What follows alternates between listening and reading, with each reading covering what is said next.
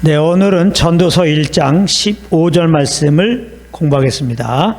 우리 한 목소리로 같이 읽겠습니다. 시작. 구부러진 것을 곧게 할 수 없고 이지러진 것을 셀 수 없도다.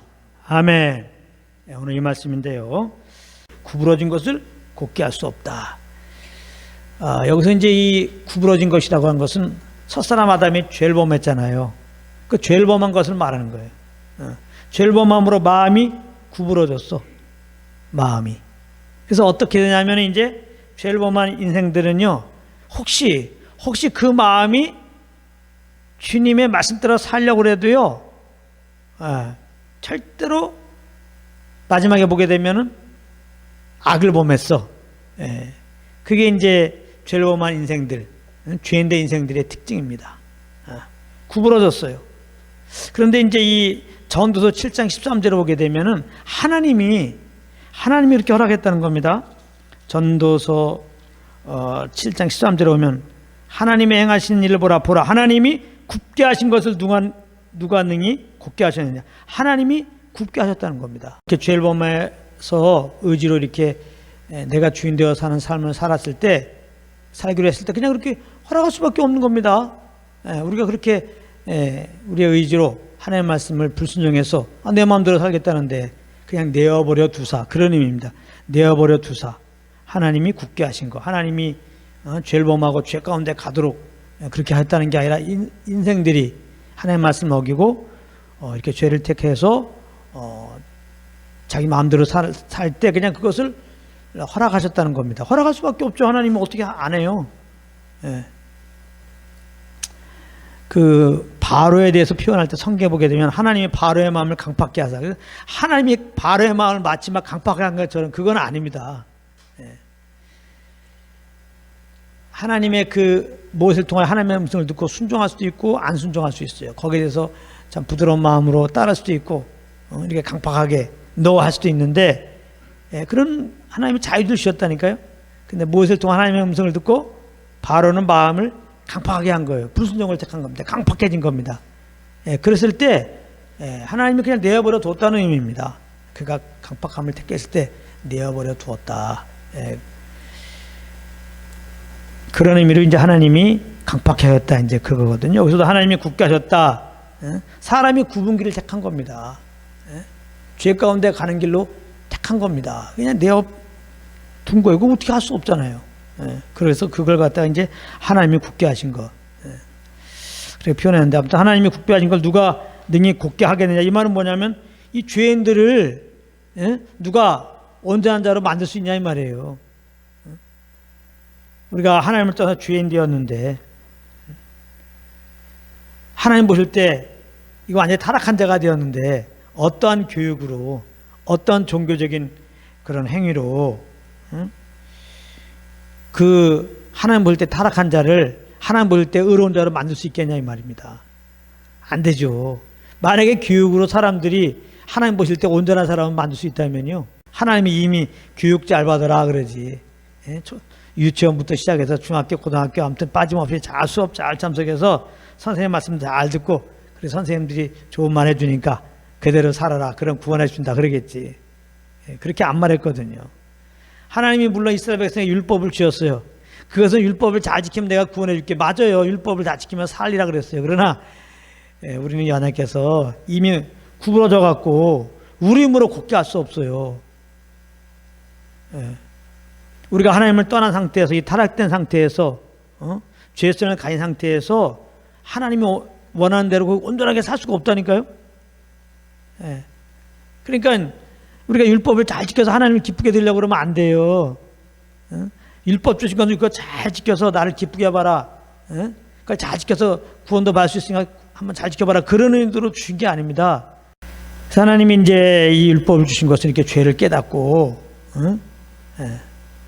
정말 긍휼히 여기서 주시옵소서, 하나님께 통해자복하면서 짐승의 피제사를 드려라, 메시아께 나오라, 그리스도를 믿어라, 그런 말이었다고요.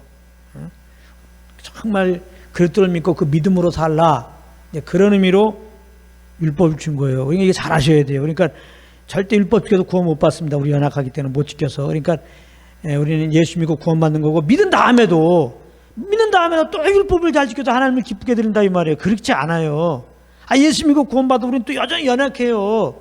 여러분들 율법을 잘 지켜서 주님을 기쁘게 드리려고 그러면은 여러분들 정죄받는다니까. 기쁘게 못 해드리니까, 못 지키니까 기쁘게 못 해드리자니까 여러분들 정죄받아요.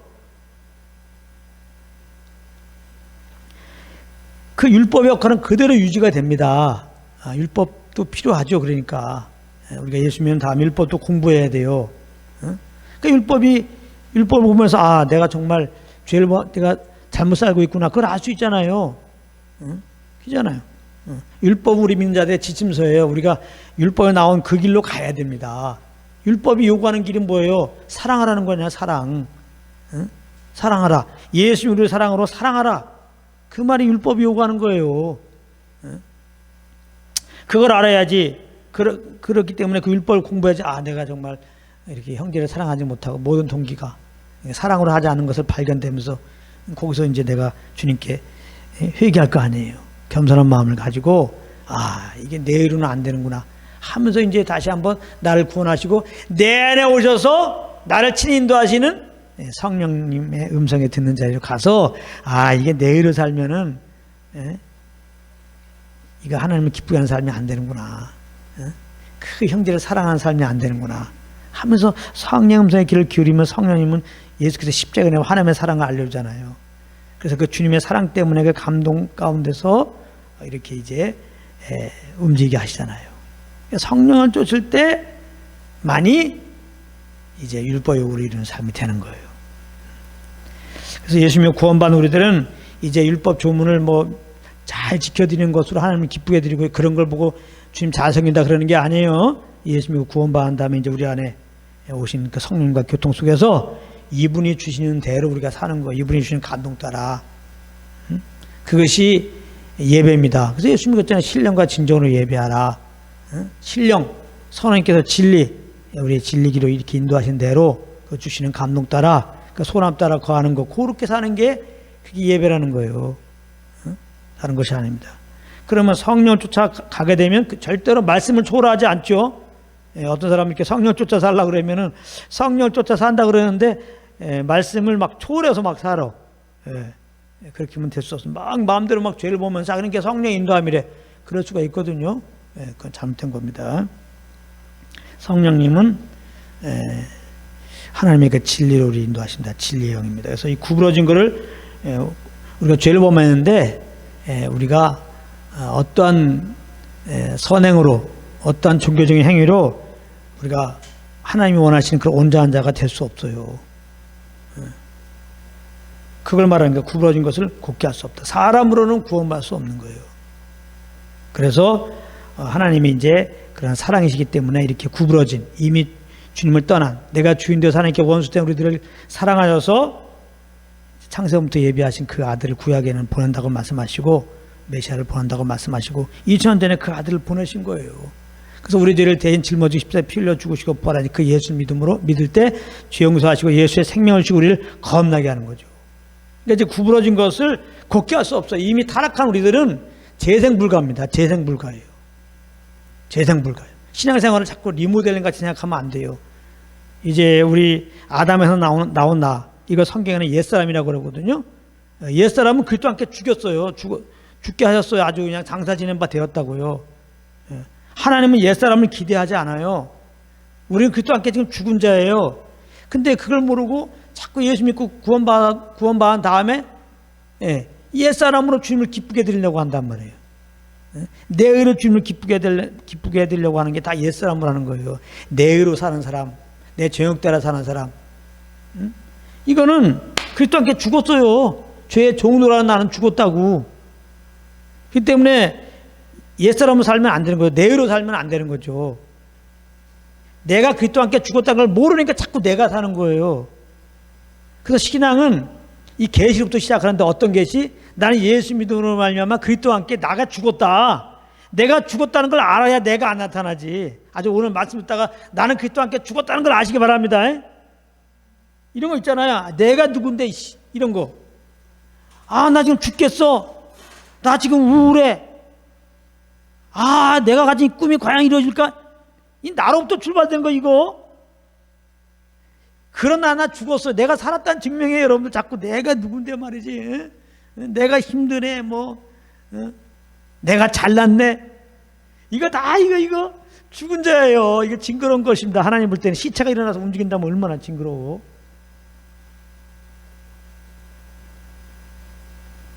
많은 사람들이 이것도 모르고 그렇게 이미 우리는 죽었는데 하나님의 가능이 없어갖고 절대로 굽어져갖고 굳게 할 수 없어갖고 하나님은 아담에서 나온 우리 옛사람은 아주 그리스도와 함께 죽여버렸는데 없애버렸는데 하나님이 가능성을 제로로 보고 있는데 예수님을 구원받은 다음에 하나님을 기쁘게 드리겠다고 이 빛이 없었고 내가 나타나 내가 주님을 기쁘게 드리려고 내가 기도하고 뭐 내가 자냐고 내가 뭐 열심히 뭐 섬긴다 그러고 이런 거 안 되는 겁니다. 그거는 육신으로는 하나님을 기쁘게 할 수 없어요. 육신은 절대 하나님의 음성에 순종하지 않아요. 근데 왜 내 의로도 주님 섬기는 거 하지? 자기 욕심이 있거든요. 자기 욕심을 그런 어떤 행위를 통해서 하나님의 감동받아가지고 하나님이 혹시 그 욕심을 채워줄까 해서 하나님이 자기 출세의 도구로 생각해서 지금 그런 짓 하는 거예요. 그래서 내 의로 주님을 섬기는 거에 대해서 예수님이 오셔갖고 그렇게 바리새인들 책망하신 거예요. 동기가 아주 불순하잖아요. 자기 영광을 위해서 주님을 좀 이용해 먹는 거거든요. 그렇게 내가 참 이런 선행을 하고 이렇게 착한 일 하고 이렇게 열심히 주님 섬기니까 하나님 아시죠? 나 지금 가지고 있는 그런 목표 이루어 주세요. 이런 복을 받기 위해서 지금 하잖아요. 또 설교도 그렇게 하는 경우 많은 경우 율법적으로 가르친다면 연도 11조 잘하시기 바랍니다. 주일 성수 잘하시기 바랍니다. 충성 봉사하시기 바랍니다. 하나님이 복 주십니다. 그 예를 들잖아요. 또 A라는 사람 보십시오. 11조 잘하더니 복 받았습니다. 이거 진리 아닙니다. 어떤 성도 보십시오. 눈이 오나 바람이 오나 주일 성수 잘했습니다. 그러니까 저렇게 자식들이 좋은 대학 가는 거 아닙니까? 정말 하나님 그 말을 들을 때 너무 마음이 아파요. 하나님이 우리에게 주는 건 다 은혜예요. 은혜. 할렐루야. 우리가 무엇을 해서 주는 게 아니라 그냥 다 거둬주시는 겁니다. 우리는 무엇을 받으려고 하는 게 아니라 무엇을 받으려고 하는 그것은 내가 하는 거예요. 내가 주님 섬기는 건 조건이 있단 말이에요. 내가 주님을 섬기면 하나님께 지금 딜하고 있는 거예요. 내가 이만큼 할 테니까 하나님 나에게 이만큼 복 주세요 하면서 지금 하고 있는 거예요. 그 속에 정욕을 따라 하는 거란 말이에요. 성경에 보세요. 정욕을 따라 구하면 들어준다고 그랬어요? 듣지 않는다고 그랬지. 그러니까 오늘도 하나님의 빛을 받아서 나는 그리스도와 함께 죽었다는 걸 아시기 바랍니다.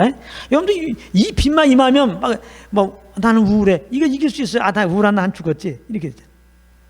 염려 근심은 난 죽었어. 염려 근심 없어져요. 죽었다는 걸 아는 순간에 이걸 모르니까 자꾸 내가 나타나서 살아가려니까 내가 생각하고 내가 어떤 일에 대해서 내가 하려니까 벌써 염려 근심이 온 거거든요. 난 죽었어. 그럼 난 죽는 자리로 가봐요. 뭐 염려 근심할 게 뭐 있나. 갈라디아 2장 20절에 내가 그리스도와 함께 죽고 내 안에 그리스도가 사는 거거든요.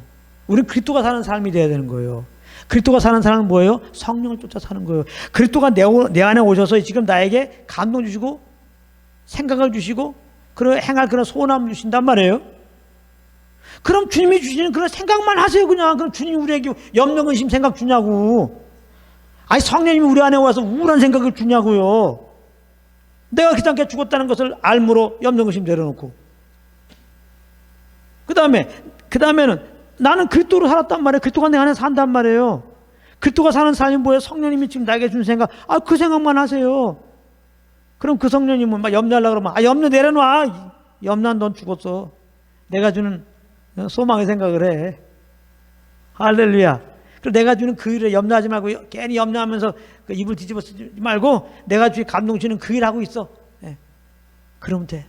그 일 해봐요. 근데 평강 가운데서 다 거하죠.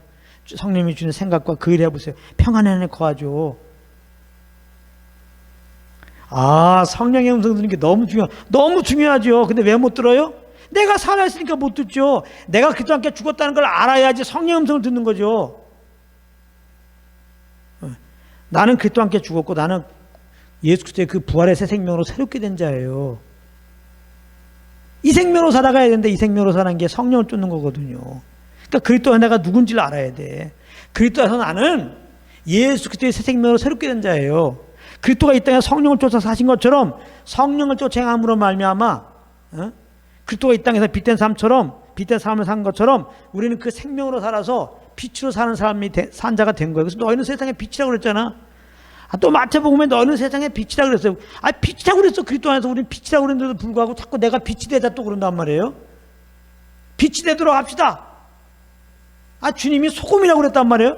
소금이 되도록 합시다. 이게 곤란한단 말이에요. 소금이 되는 게 뭐야? 우리 행실 똑바로 합시다. 뭐 이렇게 나간단 말이에요. 오늘 그 말씀, 구부러진 것을 곱게 할 수 없어요. 안 믿는 사람이나 우리나 똑같아요. 성령의 도움 안 받으면. 오늘 종교인들이 하나님 볼 때는 더 더러워요. 냄새나요. 회칠한 무덤이라고. 그 속은 죄가 가득하고 욕망이 가득하고 죄성이 가득한데 거룩한 척하니까 말이죠. 우리가 빛이 되려고 노력하는 거, 소금이 되려고 노력하는 거, 윤리도덕적으로 착하게 살려고 하는 거, 목사님 답게 살려고 하는 거, 집사님 답게 살려고 하는 거, 주님 볼 때는 외식하는 자요.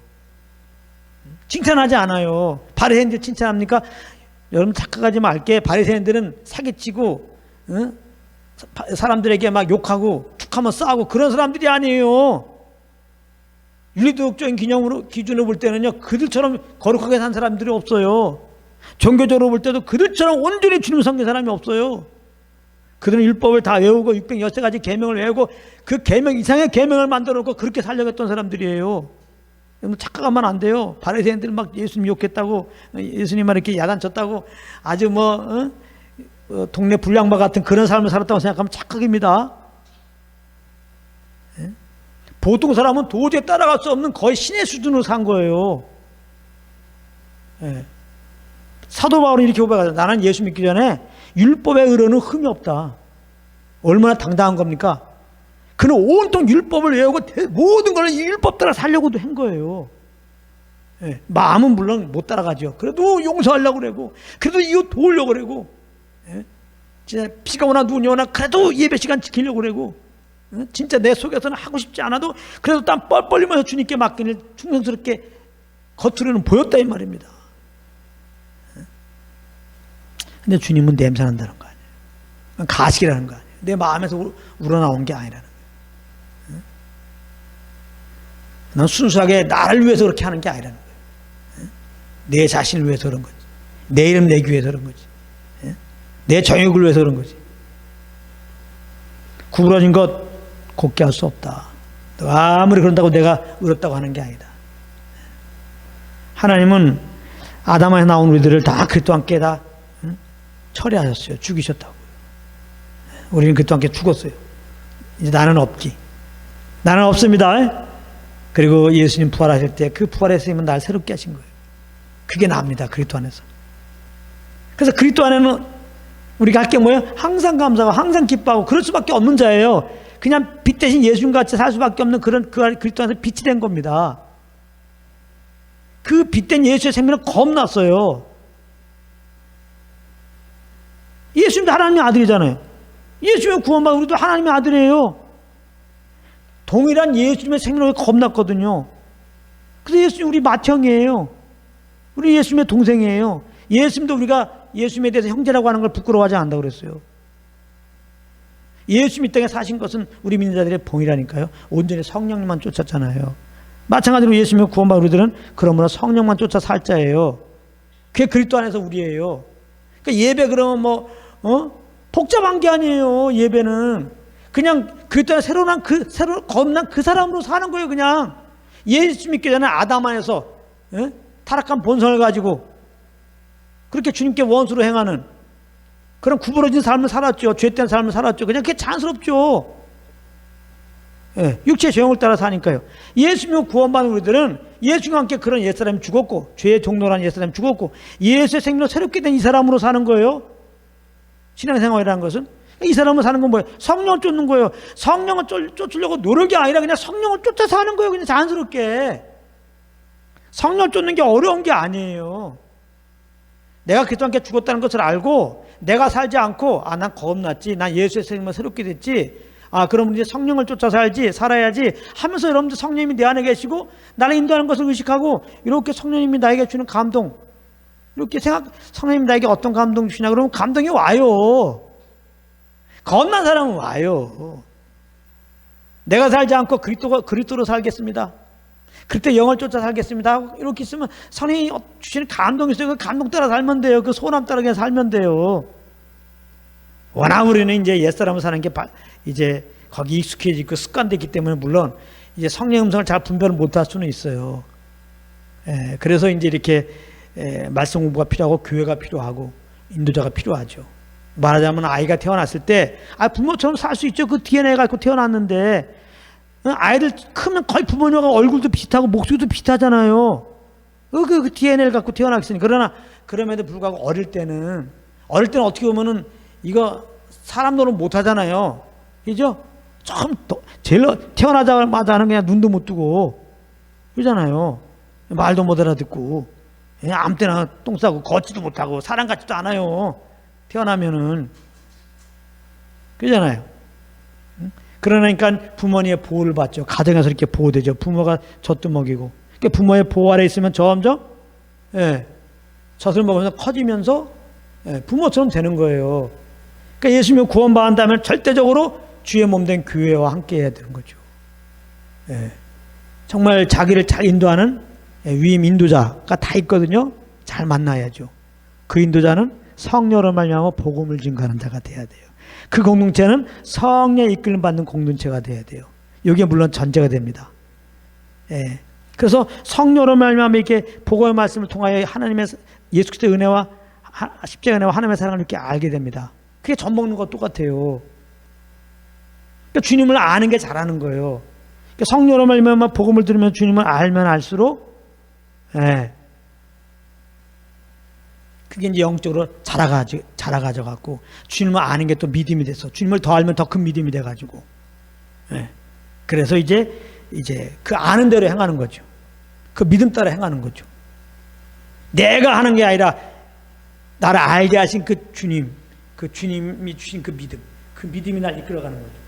이렇게 하는 거예요.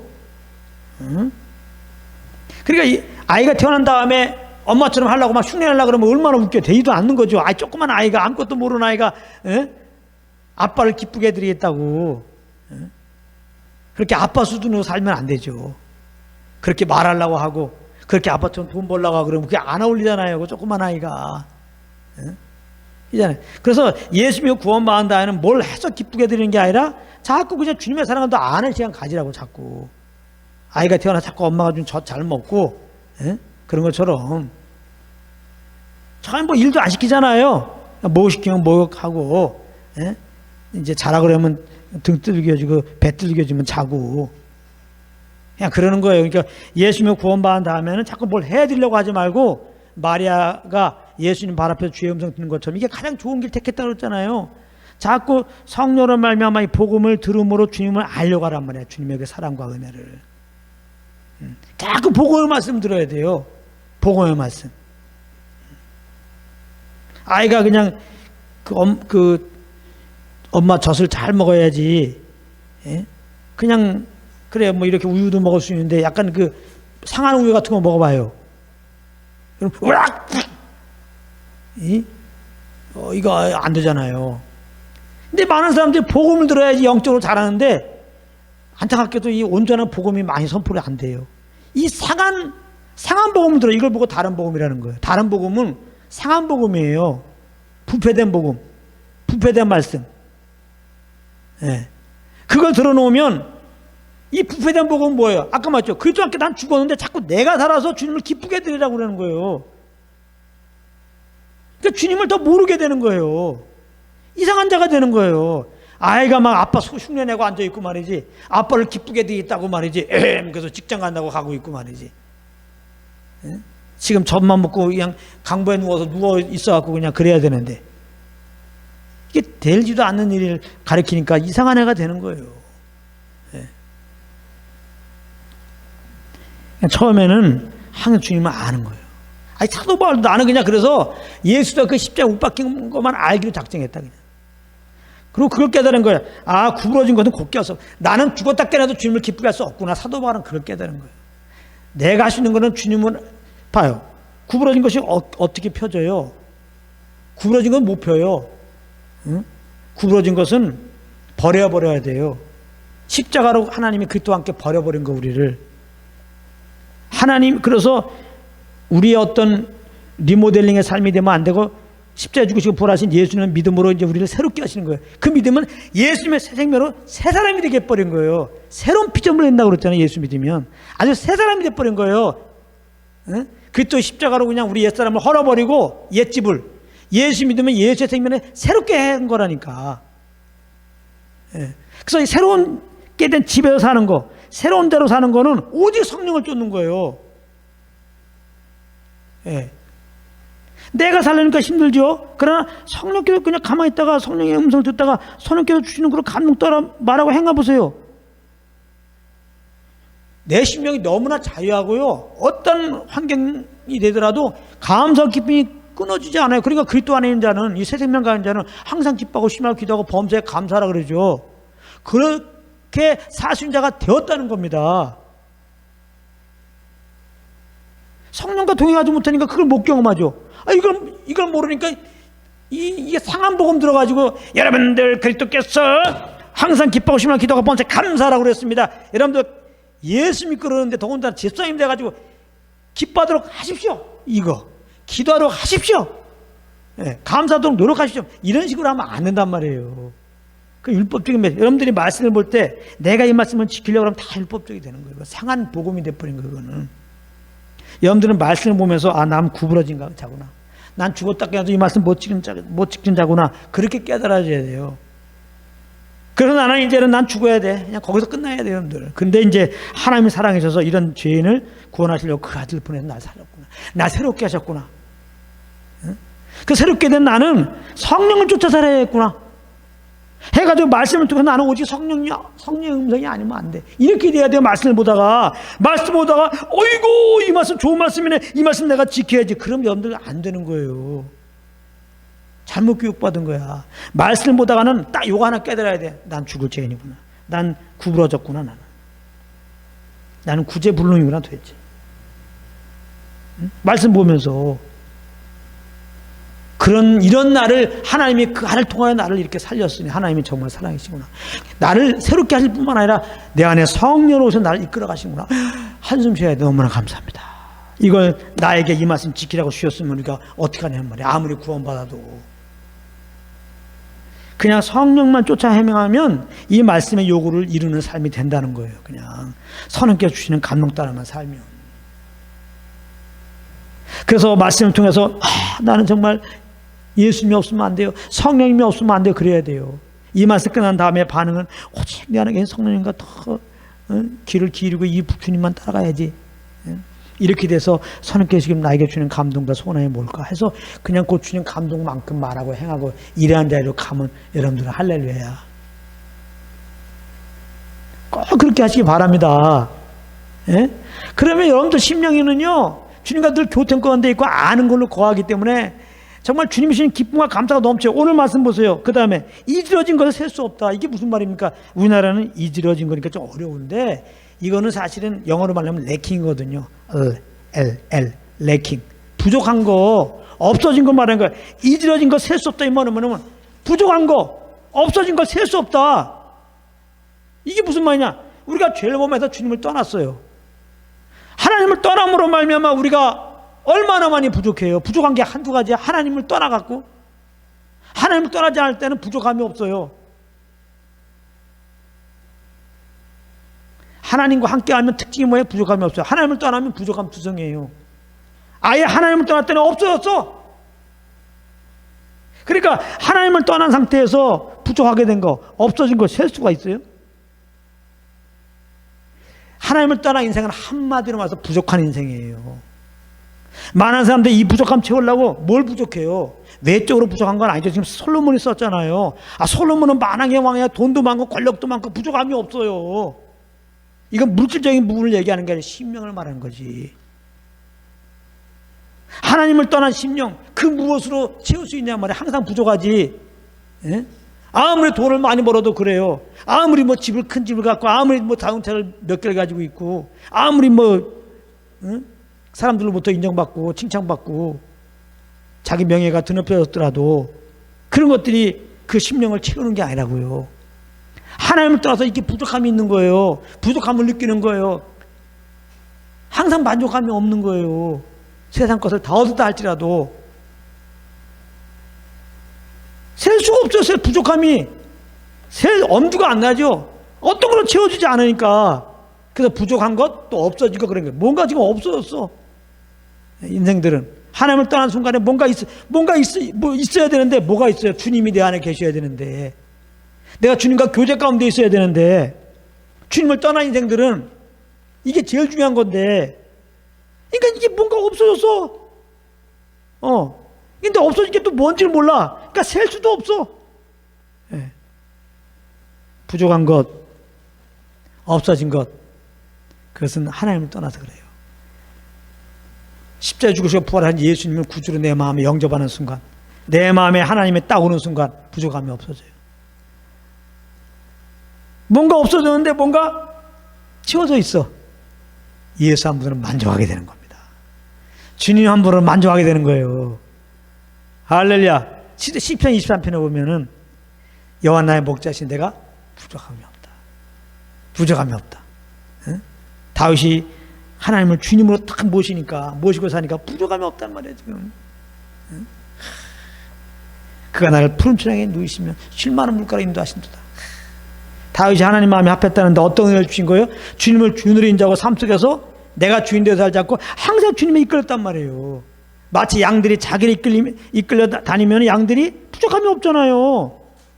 그러면서 하나님은 완전한 목자구나. 내가 이분만 따라가면은 잠깐은 골짜기로 갈지라도 거기 너머에 먹을 것이 있어 인도하는 거니까. 아니, 다윗이 그런다니까요.